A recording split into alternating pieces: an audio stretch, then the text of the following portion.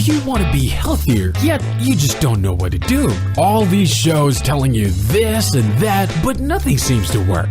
Well, listen close. Golden State Media Concepts has got something great for you. The Health and Wellness Podcast dedicated to workout trends, healthy eating habits, diet, and everything about healthy living. Join us in our banters as we help you not just live life to the fullest, but live it to the healthiest.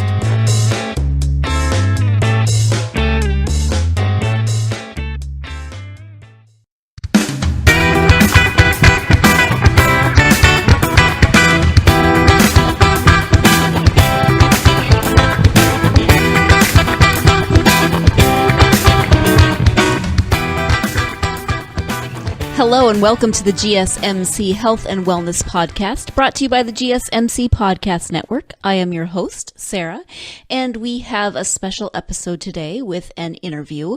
It is with a woman named Tara Browning, and we'll be talking about the subject of VBACs. That stands for Vaginal Birth After Caesarean. Before we get to that interview, I would like to give just a little background information, both on the topic and how I know Tara. So in terms of VBACs themselves, many women, once they have had a cesarean section, if they have more pregnancies after their cesarean section, more often than not, they either decide or are encouraged to have another cesarean, and there's many reasons for this. But there is a growing number of women and advocates and groups who are talking about and advocating for VBACs, for vaginal birth after cesarean. They are trying to educate women about the risks, about why you might want to consider it, all sorts of things. So a lot of women maybe don't even know that this is an option, or they don't know what questions to ask. So Tara herself would tell you that she is not an expert, but she is a woman whose first pregnancy was with twins. She has twin boys, and there was her first twin was born vaginally. The second twin was born via cesarean. So in that case, many women would opt for a cesarean for their second pregnancy. For her second pregnancy, Tara opted to do a VBAC. And so she's very passionate about this topic. She is very passionate about advocating for this topic and getting women to ask questions, find support groups, find places where they can have their questions answered. Again, she's not an expert. She doesn't say she's an expert, but she's done her own research, and she is, as I said, very passionate. So I wanted to talk to her because she has been through this experience. She is again, I'm going to say it, passionate about it, and she wants to advocate for this process, not judging anyone, not saying that you should do what she did, etc. Her goal is for women to find places where they can be supported, where they can have their questions answered, etc. And so she presents her experience just as, an object lesson, just as a place to start, so that women who maybe have been thinking about this process or who didn't even know that this was a possibility can have a jumping off place and start to ask some questions. So I actually know Tara from my hometown. I've known her almost her whole life. My mom actually started babysitting her when I was about 15 and she was around a year old. So I got to watch her grow up and watch her grow into a beautiful and remarkable young woman who is now a mother, a wife and a mother. She's got 3 beautiful boys, and I'm just, I don't know if it's going to sound strange to her when I say I'm just so proud of the woman that she has become. Not that I had absolutely anything to do with it, although I did get to watch that process, and it was just, it's so strange to me actually to think that she's now the mother of 5.5-year-old twins and an almost 1-year-old. But she is, she's a wonderful mother, and she has wonderful boys. They still live in our hometown, which is in, she says very rural. I say middle of nowhere, Montana. It's not that much middle of nowhere, but it's in northwestern Montana and very rural. There is a hospital in our hometown, but many people end up driving about an hour and a half in one direction or another to various hospitals that are in some larger cities. So she talks a little bit about that, but I just wanted to give you a little bit of background as to the guest, how I know her, her experience, etc. So let's turn now to my interview with Tara Browning. Hi, Tara. Thank you so much for joining me. How are you? Good. How are you? I'm good. It's so exciting to have you on the podcast. I love talking to you. Yeah, I love talking to you too. I've known you since practically my whole life. Yeah, almost since you were born. I don't think I knew you as a total newborn, but close. Yes, close. We are going to chat a little bit about, a health and wellness topic, which is vaginal birth after C-section. But before we do that, I would love for my listeners just to get to know you a little bit. So whatever you'd like to share would be great. Okay. Well, my name is Tara, and I live in northern Montana, very rural area. I am 28 years old, which is very hard to believe. You're 28? No. You're 10. Yes. I know, right? Perpetually 10. Sorry, go ahead. I have twin boys, and they're 5.5, which seems insane to me. But yes, they're 5.5, and their names are Colt and Trace. And I have a newborn who's almost a year old, and his name is Jebediah. Mm-hmm.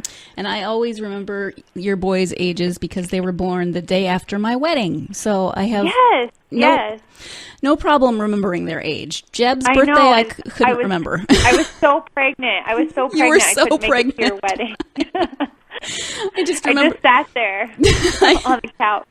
Oh, but then they came out, and now they're 5.5. Wow. I know, they're busy boys. Yeah. So your birth plan didn't quite go exactly as you'd wanted with the twins. Can you talk about your first pregnancy and then their birth? Yeah, of course. So I was seeing somebody at the local hospital here, which is like a low-level hospital. They would call it a low-level hospital.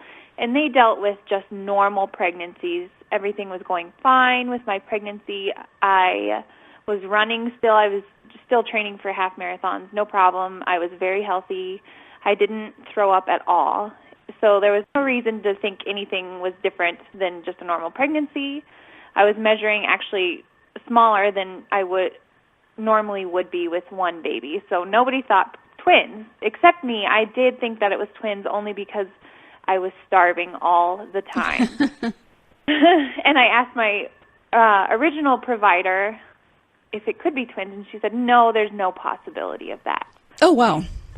Yeah, so it was pretty funny. And, of course, she wouldn't think otherwise because I wasn't showing any signs other than I was hungry all the time. So around, I think it was 18 weeks, I got some blood results back. It's called a quad test, and it came back with elevated levels, which is concerning just because it could be a problem with the baby. What we thought at the time was one baby. So she scheduled me for an ultrasound at 20 weeks, and then we go in there not knowing if the baby was okay, what was going on, and it turned out to be twins. So they were perfectly healthy, just different numbers because there's two of them. And that was a huge shock to everyone. I couldn't believe it. And it was great to see them. It took forever to scan them all and make sure both of them are okay. And we didn't find out the sex. I just wanted to wait until birth, and everything was going good. But I did have to transfer care out of Plains, the small town that I am located in, because the hospital isn't equipped to deal with a twin pregnancy. Mm. So my original OB, who I did love at the time, she was phenomenal. She treated me more like a midwife treats people and is super patient with pregnant women. So I really loved her, and I was pretty bummed that she couldn't be my provider, but she recommended me to somebody at a larger hospital in the town that's an hour and a half away, which is fine. So we continued care with him, and he was phenomenal doctor as well. I do really enjoy him. He was great, and he let me grow those babies fine. I was able to keep running up until, I think, 34 weeks is when I stopped running. And I did gain a lot of weight, which is fine for twin pregnancies. And I followed, it's called the Brewer diet, the Dr. Brewer diet, just to give all of us the best chance of having healthy term babies, because that's a big risk with twins, is they say they could come early. And I did not show any signs of having babies early. Right. So it was great. Everything was going great. And at around 36 weeks, I'm like, okay, I'm ready to have these babies out. I was huge. I was like measuring 45 weeks of a single baby. Oh, jeez. And he's like, no, you need to wait. The babies are developing, and I totally agree with that. He wasn't willing to induce me, which I loved. I loved that he was letting me and my babies just grow and get healthy. So around 39 weeks is when I finally, my water just broke in bed. And we drove the hour and a half, no contractions on the way there. I was super excited to meet the babies. And when we arrived at the hospital, the nurses were pretty cold and not very caring, and then they tell me my doctor's out of town. Oh, no. Which is absolutely devastating. It was hard because this gentleman I've never met in my life just came. The doctor that was on call just came, and basically right when I started pushing, he was there. And he was pretty impatient with us, and he did end up giving me an episiotomy, which I did not agree to. He did it without my consent or knowledge. Oh, geez. Yeah, and he told my husband not to tell me, which is super not cool. And it's against the patient. I know. It just goes against the autonomy of the patient. Anyway, well, that happened. It's not fair to Doug either. No, it was, and I didn't, at the time I just didn't realize it because there's a lot going on. So baby A is born, and it's a boy. It was such a nice moment. He was able to be brought right to my chest, and I started nursing him before baby B was born. And then I felt a trickle, and I said, oh, that's weird. What's happening? And Doug looked down, and he said, he broke your water. So the doctor broke my water without my consent or knowledge, which also was against my birth plan, and that caused baby B to go into distress because his cord prolapsed. So they had to perform a C-section for baby B. And it was pretty devastating at the time. I didn't know what was happening, honestly, and it took me a while to understand that it was a doctor-caused C-section, which is not unusual, especially in the United States. So they were both 6 pounds, both very healthy. It took us a long time to nurse just because of that really bad birth experience, and it affected all three of us. So after that, I decided if I do ever have a baby again, it's not going to be there at that hospital, and I was going to have a VBAC. So that was my first birth process, and actually they call it a double whammy in the twin world, where you have a vaginal delivery and then a C-section delivery. The C-section, the risk of doing that is only 9%, and more often than not, it is doctor-caused. Mm-hmm.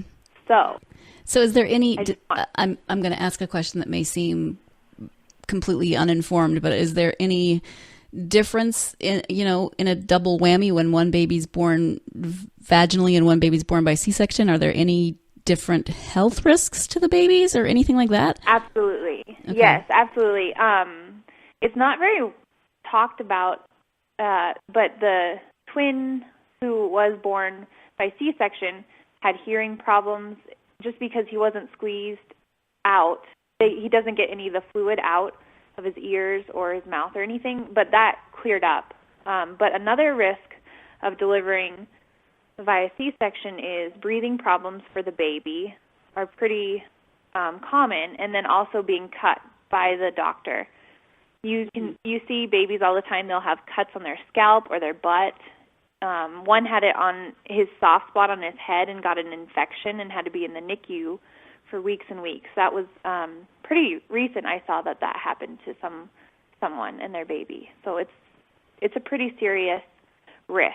And on top of that, women who have C-sections are at higher chance of needing a hysterectomy, bleeding out, having blood clots, and these are things that are not talked about. It's treated as an in-and-out procedure when it is not at all an in-and-out procedure. If you'll excuse the interruption, I do have to jump in here so we can take our first break of the podcast. But when we come back, we will be talking more about this process of VBAC, of vaginal birth after cesarean, the risks, the benefits, why many doctors and hospitals don't want to do them, etc. So stay tuned. You're listening to the GSMC Health and Wellness Podcast, and we will be right back.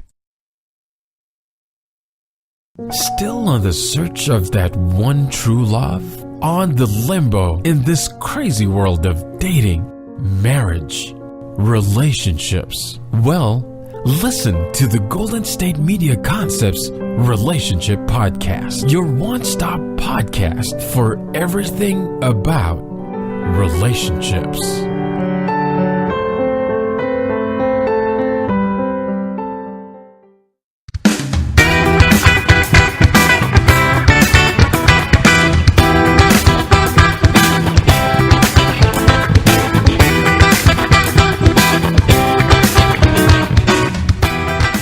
Welcome back to the GSMC Health and Wellness Podcast. We are speaking today with Tara Browning, who is an advocate for a process known as VBAC, which stands for Vaginal Birth After Cesarean. And let's get back to that interview.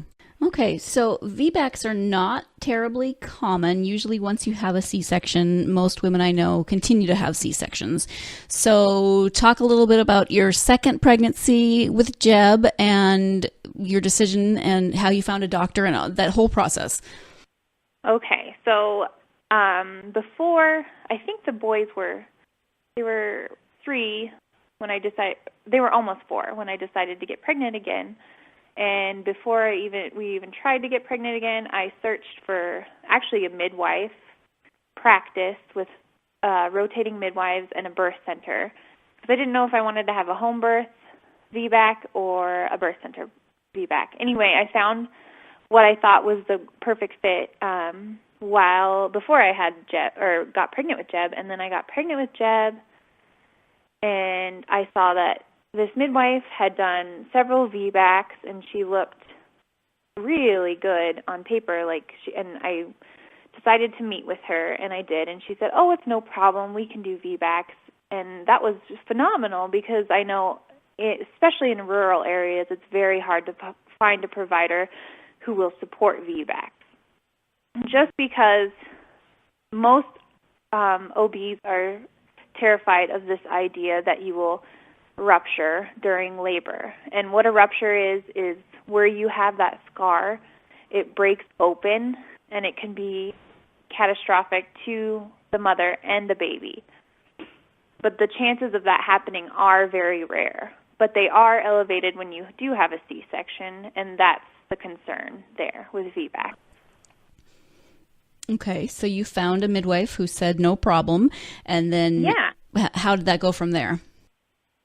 So my story is interesting in that part. Like I said, I live pretty rurally, and I'm 30 minutes from the low-level hospital, the one that doesn't really take very many patients. It does not provide VBACs at all. But I thought I can have a home birth. It'll be fine. I trust myself. I trust my body and my baby. But as the pregnancy went on, I became more concerned that maybe this midwife wasn't the right fit, and she was very kind and knowledgeable.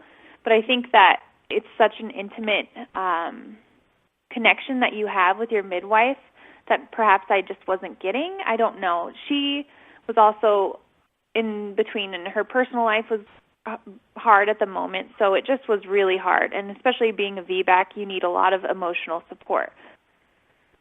So at 35 weeks, I said, I'm not comfortable with this anymore. I just don't feel the support that I need. And I talked to her about it, and she agreed that if I wanted a hospital birth, I should have a hospital birth. and I found a provider in the next town over, Kalispell, which is also pretty much an hour and a half away from us. And I started seeing pro VBAC rotating OBs there, and they were phenomenal. I felt so supported, and they were wonderful as far as what I wanted and what my wishes were. So that was great. And let's see, I did follow the Brewer diet again with this baby, and he was growing very well. He was a little bit larger than a normal baby, but I thought, that's fine. I know my body. I trust my baby. And I was very healthy, and he was growing just fine. So when I switched to the OB, I still kept in contact with my midwife, and then she did end up performing as a doula at the birth of Jeb. So that was great. I did go post-dates with him, and what that means is I went over 40 weeks. So there's a lot of misconceptions out there that VBACs cannot go post-dates, and that is simply not true at all. Babies come when they are ready. So basically, I just waited for him to choose the day that he wanted to be born.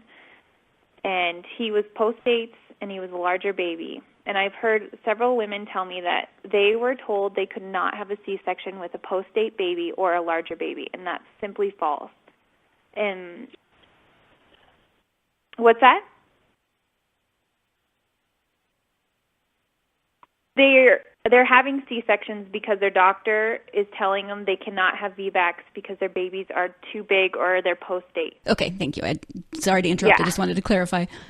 No, that's good. And that's, so the American College of Obstetrics and Gynecology states that babies who are larger or measuring larger or they're post-date or there's twins are not a reason to rule out a VBAC. But I keep hearing that these women are being told that by their doctors that this is a reason to rule out VBACs. This isn't true. And it's super frustrating because the patient, as a patient, if you're carrying a baby, it is always your choice. Your doctor can tell you what he thinks or she thinks, but at the end of the day, patient autonomy is what matters, and you're the patient. VBACs are never illegal. VBACs are always your choice if you want to do them or if you want to repeat C-section. But they need to be informed choices, absolutely.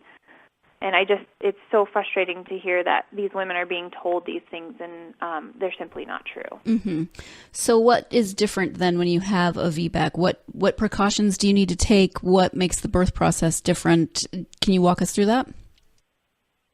So what makes it different is that you are at a higher risk for rupture. However, it's not a huge risk. It's probably 1 in 200 and of a chance of rupturing. And a catastrophic rupture is even lower than that. And a catastrophic rupture means that you or your baby could be harmed from it. Sometimes women partially rupture, and usually you're aware of that. Afterwards, they'll go to perform a C-section and they'll be like, oh, it opened a little bit here. And doctors will just qualify that as a rupture, a complete rupture. So that messes up the statistics of VBACs. So there's that. They do monitor you closer because fetal heart rate, they monitor that closer with a VBAC, which would be different than with just a normal vaginal delivery. They don't monitor the fetal heart rate as much when they are just doing a normal vaginal delivery. When you do have a rupture, you see that the mother's blood pressure does go up, and then the baby's heart rate goes up. That's usually the first sign of a rupture. And actually, most women that I've talked to who have ruptured say they feel like something's wrong, and then when they look down at their pregnant stomach, it's deformed in a way, and then you have 20 minutes to get the baby out by C-section when that happens. Okay. Okay. So there is a small chance of rupture, but the benefits usually outweigh the risks of another C-section. Mm-hmm. And what are the risks of repeat C-section? So the repeat C-section, there's hardly anyone ever mentions this, but there's a condition called placenta accreta, and that just means that the placenta attaches abnormally deep into the scar tissue, and this can be catastrophic for mother and baby. It is a serious, serious condition, and let's see, it increases every time you have a C-section. So if you wanted a large family and say your first baby was born by a C-section and you had another baby, your risk of accreta is 1 in 323. And then your third C-section, 1 in 175. So on and on it goes like that.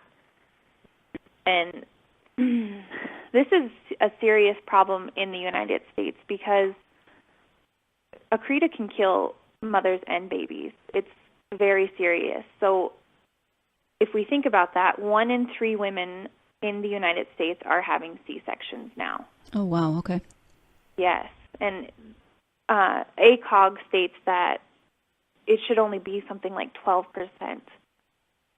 12% of babies have to be delivered by C-section, which is absolutely valid. C-sections are there for a reason, but they're being overused. And the organization ICANN is a great organization providing support to women who are seeking VBACs or information about C-sections, and they're really just trying to reduce C-section numbers. Mm-hmm. And do they have a website, or what's the best way to get information from them?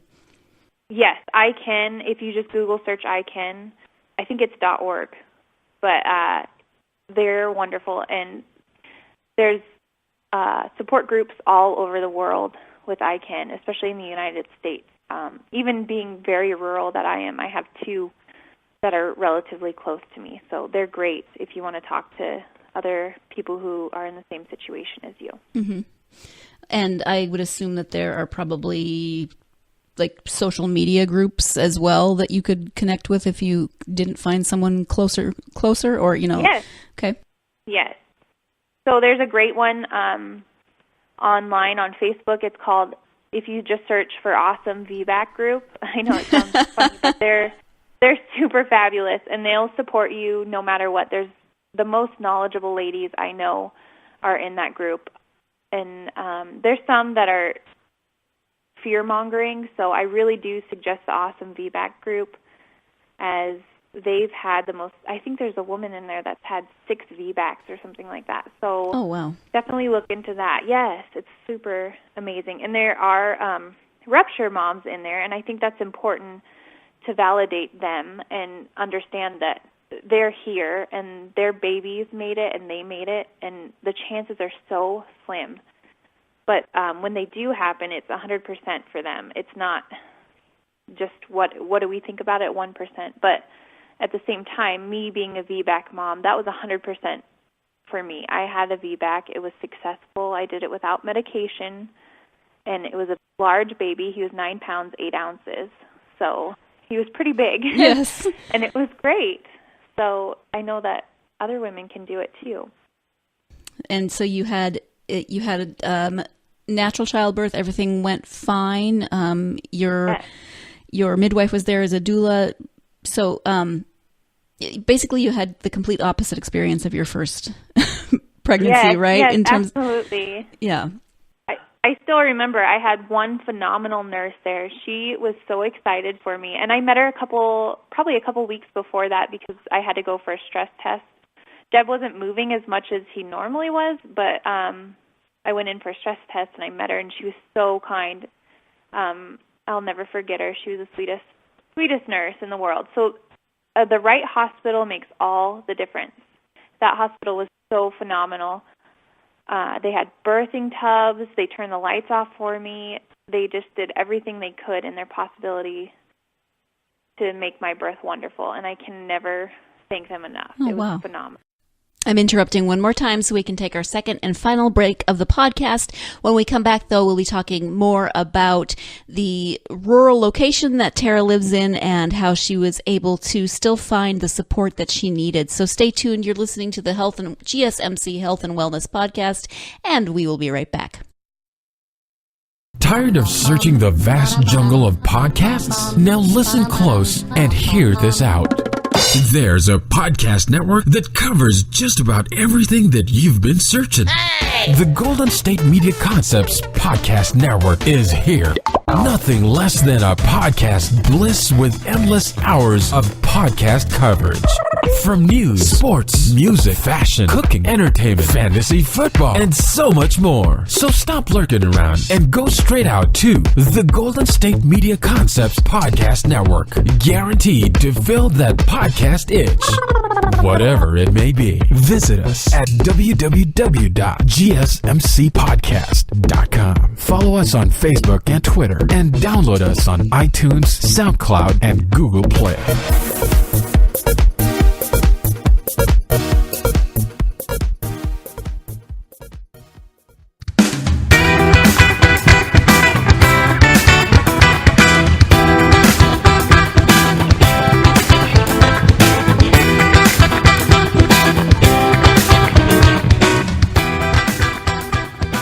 Welcome back to the GSMC Health and Wellness Podcast and the conclusion to my interview with VBAC advocate Tara Browning. And I think that's important because, you know, you live in, where I grew up. So you live I know where you live. It's very small. Yeah. It's very rural. In fact, the hospital there only started doing births again, about 20 years ago? Were you born there? No, I wasn't. I was actually born at St. Pat's. Yeah. So the hospital the hospital has been there my whole life, but births, you know, you couldn't have a baby in our hometown for a very long time. Right. So if someone who lives as rurally as you do can find a place that will do a VBAC, then I think it's possible for other women to find those places. You just have to, unfortunately, you have to advocate for yourself. Yes, absolutely. And that's the biggest thing. Even if you have a doctor you trust with your whole heart, you should still research these things. And that same thing goes for a midwife. If she tells you, hey, look, let's do this, and you don't feel comfortable with it, there's probably a reason. Just everything you need to research. I cannot stress that enough. I just also wanted to touch on, so the hospital here, like I said, it takes low-risk birth, what it deems as low-risk birth. And they do perform C-sections. So, okay. Yeah, I don't know if you realize this, but ACOG, the American College of Obstetrics and Gynecology, that's a mouthful. It is. They just recently, it was the fall of 2017, revised their VBAC policies, whereas before they said you have to have anesthetician, is that the right word? Anesthetist available for C-sections 24/7 on site, which these small rural hospitals do not have for a VBAC. They said that. Well, they just revised that, and they got rid of that, saying that if you have the ability to perform a basic C-section, say for abruption, which is when the placenta detaches from the uterus, which is a serious cause of a C-section, a C-section needs to be performed right away because the baby's not getting oxygen. If they have the ability to do that, a basic C-section just for like that, they need to be providing VBACs, because what we're seeing is a higher volume of VBAC or C-sections because they're not being provided VBACs, even though if a hospital can provide a basic C-section, they should be able to provide a C-section in the case of a VBAC rupture, which is super slim. But if it happens, it needs to be taken care of. Anyway, my point is all these hospitals are still not doing VBACs. And why? Why are they not doing VBACs when they have the policies and procedures in place to perform a C-section for a first-time mom who has abruption or a breech birth that they decide that they want to have a C-section for? So that's concerning to me. Yeah. Is there any information on that? Do the hospitals have, I don't even know how to ask this question. It's mostly, I guess, speculation. Do you have any speculation as to why more hospitals don't do them? I know that for some hospitals, their insurance will not cover VBACs, but also some insurances are covering VBACs in these rural areas, but the doctors just don't want to do them. C-sections are sometimes, not all doctors are like this, but C-sections are easier for doctors. They can plan it. So they don't have to miss lunch or dinner. They can plan it around Thanksgiving or Christmas or whatever they celebrate. So it is easier for a doctor to perform a C-section, but the risks do not outweigh the benefits in some cases. Mm-hmm. That's not to say that C-sections aren't valuable for those who need it. Just in the case of, like, if a mother had complete previa where the placenta was covering the cervix completely, there's no way that a vaginal delivery would be possible for that, so a C-section is needed for that. Or in the case of an abruption where the placenta detaches from the uterus, the baby does need to get out right away. I'm not dismissing any of that. C-sections are valuable for those who need them. Okay. So if you were to decide for a third pregnancy, and I'm not saying you have to. I'm not saying you need more babies, Tara. Although you do make very cute ones. If you do decide on a third pregnancy, is there anything that you would want to do differently? Probably just interview more people. I don't know at this point. I ask myself this every day. If I do decide to have another baby, who will I go with? Do I want to go back to the hospital where I had a great experience? Or do I want another midwife and to interview a midwife? I don't know at this point, but I think just interviewing as many people as I can to find the right fit for me, because I am a person that can be complacent with people. Anyway, that's probably something I would change. But other than that, I think I really did advocate for myself really well. So that was good. And I just want more mothers to be not accommodating to their doctors, but accommodating to themselves and their babies. So. Mm-hmm. And I know that the world of, unfortunately right now we live in kind of a judgmental society where people feel like they have the right to tell you, how to do everything. Have people been supportive?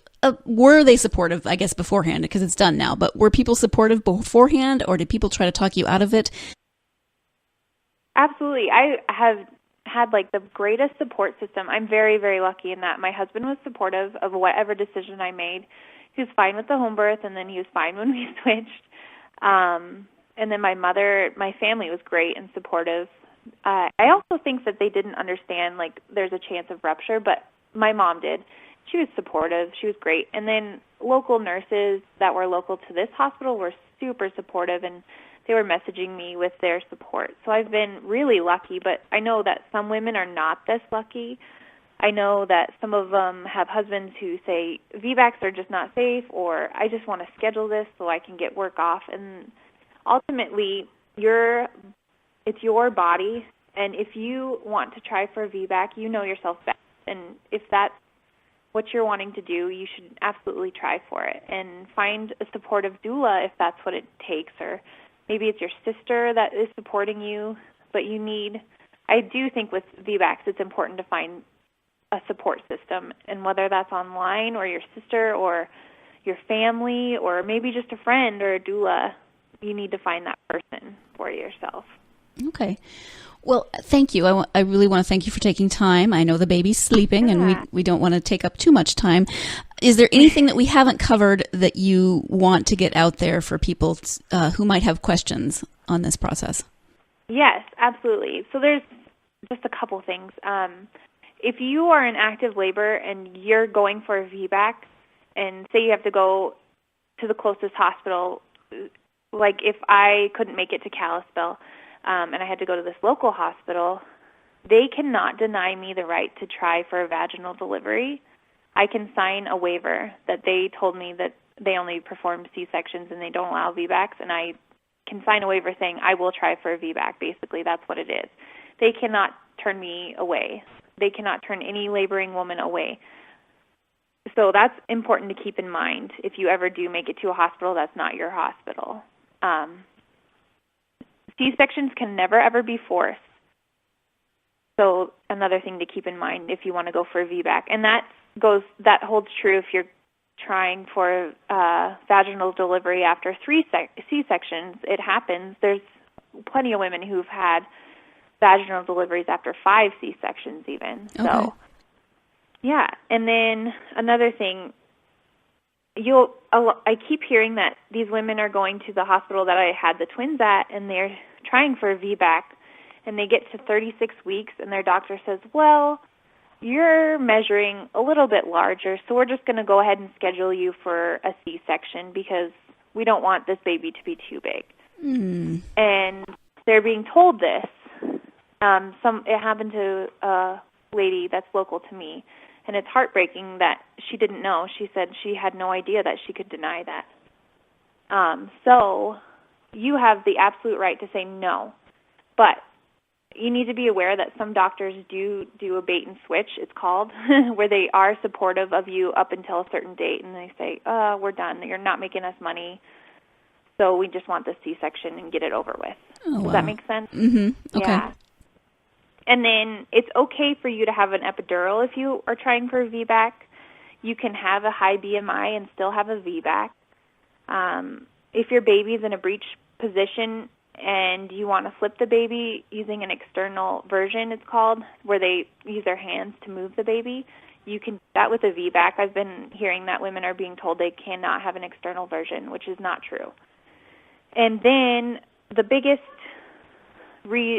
women are being told that they cannot be induced, which with Pitocin for a VBAC, which inducing does increase your risk of C-section or rupture. Sorry, It does increase your chance of a rupture, but only slightly. It goes from 0.5% to 1% of a chance of rupture.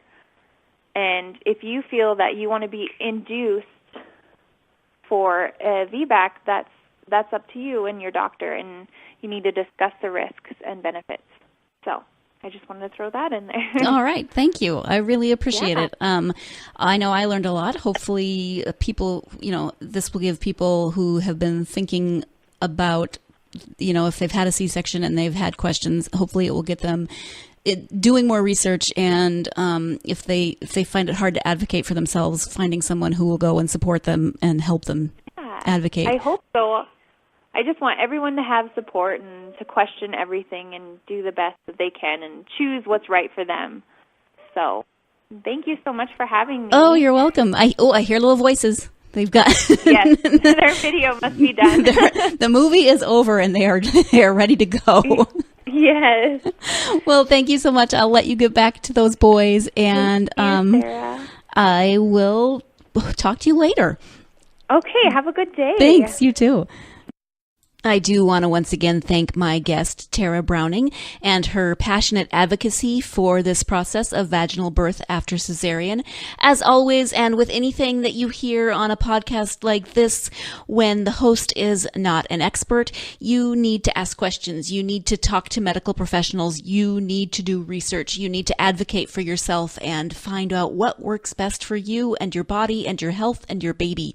So you should certainly listen to advocates. You should get all sides of an argument and hear personal stories such as Tara's. Find out what worked for people. Find out what didn't work for people. Those groups that she mentioned online and social media groups, etc. Find what works for you. Find women and, find people in general who are supportive, who can answer questions, who can direct you to resources. And that is so important, because if you don't advocate for yourself, you can't guarantee that anyone else will. So please ask questions and take your health as seriously as you take so many other things in your life. And especially when it involves the health of your unborn and about to be born child. You just want to do as much as you can to ensure the health of both of you during this process. So thank you again to Tara. I can say, and be that embarrassing adult and say, oh, I knew her when she was this big and now look at her, she's all grown up. So I just love that woman and I'm so proud of who she's become. And I'm so glad that she was able to be on the podcast. Thank you as always for listening. I hope that you will join me again next week.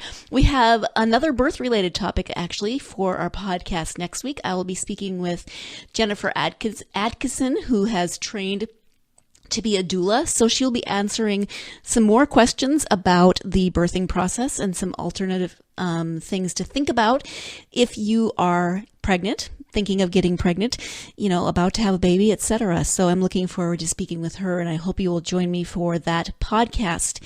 In the meantime, you can find all of our podcasts at www.gsmcpodcast.com. You can download those podcasts on any app that you use for any mobile device. You can especially find us, on iTunes, Stitcher, SoundCloud, Google Play, those big ones. And you can follow us on social media. I would love to hear from you. You can find us on Facebook, Twitter, Tumblr, and Instagram. Again, thank you to my guest, Tara Browning. Thank you to you for tuning in. I hope that you have a wonderful week and stay healthy. Thank you. You've been listening to the Golden State Media Concepts Health and Wellness Podcast, part of the Golden State Media Concepts Podcast Network. You can find this show and others like it at www.gsmcpodcast.com. Download our podcast on iTunes, Stitcher, SoundCloud, and Google Play. Just type in GSMC to find all the shows from the Golden State Media Concepts Podcast Network, from movies to music, from sports to entertainment, and even weird news. You can also follow us on Twitter and on Facebook. Thank you, and we hope you have enjoyed today's program.